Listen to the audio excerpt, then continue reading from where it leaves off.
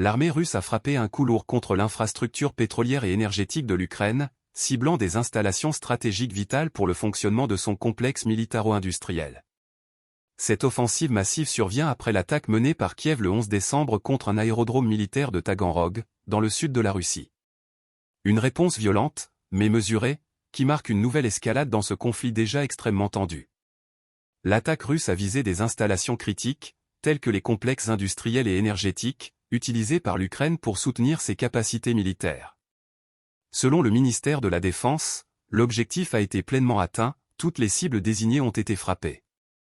Pour cette opération, la Russie a déployé des armes de haute précision, aussi bien aériennes que maritimes, en plus de drones d'attaque, témoignant ainsi de la sophistication croissante de ses capacités militaires.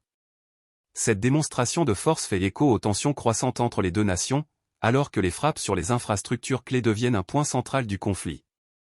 La riposte russe est une réponse directe à l'utilisation de 6 missiles ATACMS par Kiev, qui ont ciblé un aérodrome militaire de la région de Taganrog. Bien que l'armée russe ait réussi à abattre 2 de ces projectiles, 4 autres ont été neutralisés par des mesures de guerre électronique, un signe de l'intensification des technologies utilisées pour contrer les attaques de l'adversaire.